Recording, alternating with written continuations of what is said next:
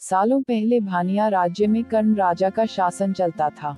राजा का दिल बहुत साफ था। वह हर त्योहार के दिन लोगों को दान देते थे। इस साल भी एक त्योहार के अवसर पर राजमहल में दान लेने वालों की भीड़ लग गई। राजा ने सबको भर भर कर दान दिया। अंत में कमर को झुकाते हुए एक महिला राजा के पास दान लेने के लिए पहुंची। लेकिन तब तक राजा के पास दान देने के लिए कुछ भी नहीं बचा। राजा ने तुरंत अपने गले से हीरे का हार निकालकर उस महिला को दे दिया। वह महिला राजा के सिर पर हाथ फेरते हुए आशीर्वाद देकर चली गई। अगले दिन राजा अपने बगीचे में बैठकर सोच रहे थे कि मेरे जीवन में एक पुत्र की कमी है। भगवान ने मुझे सब कुछ दिया लेकिन पुत्र सुख पता नहीं क्यों नहीं दिया। तभी राजा के गोद में आकर एक आम गिरा। राजा इधर उधर देखने लगे। उनके मन में हुआ कि आखिर यह आम मेरी गोद में आया कैसे। तभी कुछ देर बाद उन्हें बहुत सारी परियां दिखीं। उन सभी परियों में से एक नीली आंखों वाली परी राजा के सामने आई और बोलने लगी कि इस आम को अपनी पत्नी को देना। यह आम तुम्हें पुत्र रत्न देगा। इसे खाने के 9 महीने बाद ही तुम्हारी पत्नी माँ बन जाएगी। वैसे तुम्हारे भाग्य में पुत्र सुख तो नहीं है, लेकिन तुम दिल के साफ हो और बहुत दानी हो, इसलिए तुम्हें यह सुख मिला है। बस यह सुख तुम्हें सिर्फ 21 साल तक मिलेगा। जैसे ही तुम्हारे बेटे की शादी होगी, उसकी मौत हो जाएगी। राजा ने दुखी मन से नीली आंखों वाली परी से पूछा, क्या इसका कोई उपाय नहीं है? परी ने कहा, राजन, कल मैं कमर झुकाते हुए एक साधारण महिला के रूप में तुम्हारे दरबार में दान लेने के लिए आई थी। देखो, जो माला तुमने मुझे दी थी, वो मेरे गले में है। तुम्हारे इसी कर्म और दूसरों की मदद करने की भावना के कारण मैं तुम्हें पुत्र का आशीर्वाद देने के लिए आई हूँ।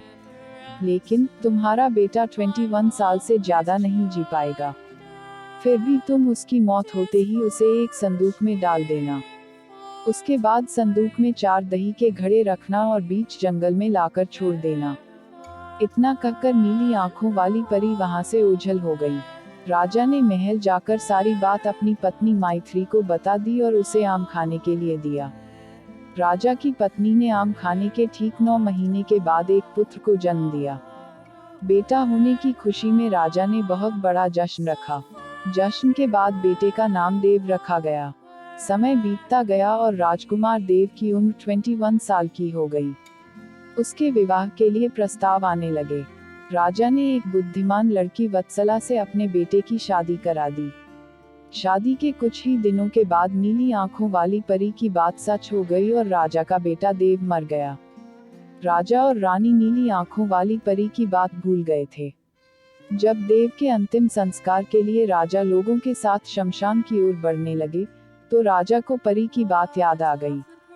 तुरंत राजा ने सबको एक बड़ा सा संदूक और 4 दही के घड़े लाने के लिए कहा। संदूक आते ही राजा ने भारी मन से अपने बेटे को उसमें डाला और दही के 4 घड़े भी रख दिए। उसके बाद राजा ने अपने सैनिकों की मदद से उस घड़े को घने जंगल के बीच में रख दिया। वहां से लौटने के बाद राजा का मन किसी काम में नहीं लगा।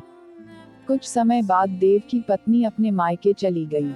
समय बीता और देव की मृत्यु को 1 साल हो गया। देव की पत्नी वत्सला के घर एक बूढ़ा आदमी खाना मांगने के लिए पहुंचा। उसने बड़े प्यार से उसे खाना खिलाया। खाना खाने के बाद उस भिखारी ने अपना हाथ धोने के लिए दूसरे हाथ की मुट्ठी खोली।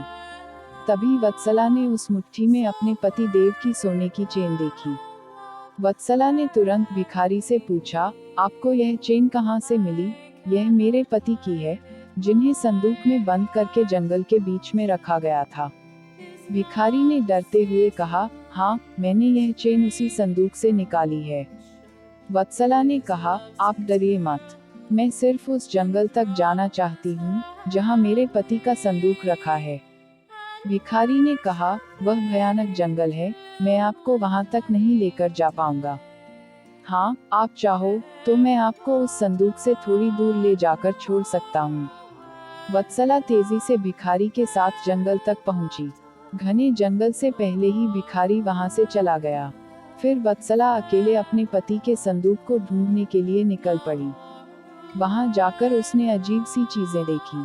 उस संदूक के पास बहुत सारी परियां थीं। वत्सला पेड़ के पीछे छुपकर उन्हें देखने लगी। वत्सला ने देखा कि सारी परियों के बीच से एक नीली आंखों वाली परी आई और उसने संदूक में एक लकड़ी देव के मृत शरीर के सिर के पास और एक पैर के पास रखी। तभी देव संदूक से बाहर निकल आया। परियों ने देव को मिठाई खिलाई और दोबारा संदूक के अंदर डालकर लकड़ियों की स्थिति बदल दी। रोज रात को नीली आंखों वाली परी इसी तरह से देव को संदूक से बाहर निकालती और फिर उसी में भेज देती थी।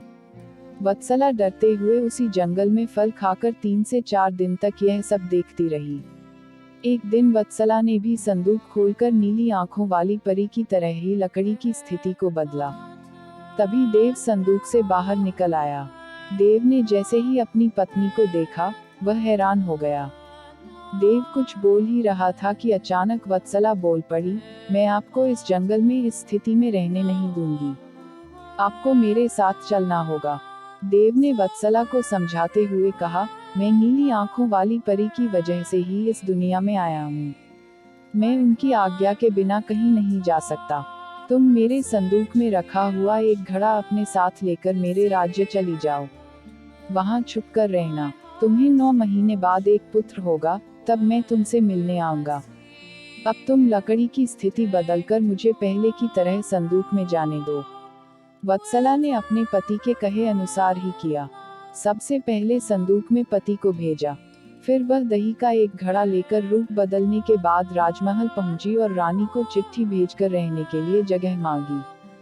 रानी ने दया करके उसे राजमहल के पास ही एक कमरा रहने के लिए दिया।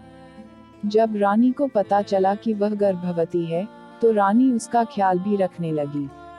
जब वत्सला ने बच्चे को जन्म दे दिया, तो देव उससे मिलने के लिए आया। उस समय रानी पास से ही गुजर रही थी। उन्होंने तुरंत अपने बेटे को पहचान लिया। रानी सीधे देव के पास पहुंची और पूछने लगी, यह तुम्हारी पत्नी है? यह तुम्हारा पुत्र है? तुम जीवित हो? अब मैं तुम्हें कहीं नहीं जाने दूंगी। देव ने कहा, माँ, मैं आपके साथ नहीं आ सकता हूँ। इसका एक ही उपाय है। आपको अपने पोते के लिए एक उत्सव रखना होगा। आप उसमें सारी परियों को बुलाइए।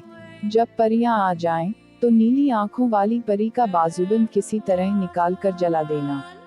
उसके बाद नीली आंखों वाली परी से मेरे जीवन का वरदान मांग लेना। इतना कहकर राजकुमार देव वहां से चला गया। उसकी मां ने दुखी मन से उसे विदा किया। कुछ ही दिनों में रानी माइत्री ने अपने बेटे देव के कहे अनुसार जश्न रखा और सारी परियों को भी बुलाया। सभी जश्न में डूबे हुए थे। तभी रानी माइत्री का पोता रोने लगा। रोते बच्चे को देखकर नीली आंखों वाली परी ने उसे अपनी गोद में उठा लिया। तभी रानी माइत्री ने परी से कहा, देखिए न, इसे आपका बाजूबंद पसंद आ गया है। तभी तो आपके पास आते ही इसने रोना बंद कर दिया। क्या आप कुछ देर के लिए अपना बाजूबंद इसे खेलने के लिए दे देंगी? परी ने तुरंत अपना बाजूबंद उस बच्चे को दे दिया। रानी माइत्री को इसी मौके का इंतजार था। उसने सबकी नजरें बचाते हुए उस बाजूबंद को आग में डाल दिया।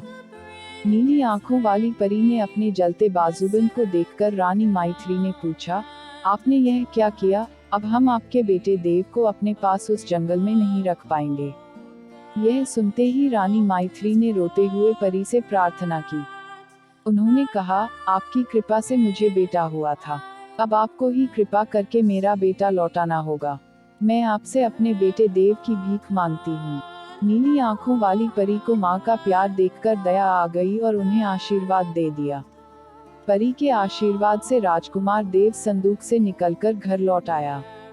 राजकुमार अपने परिवार के साथ खुशी खुशी रहने लगा।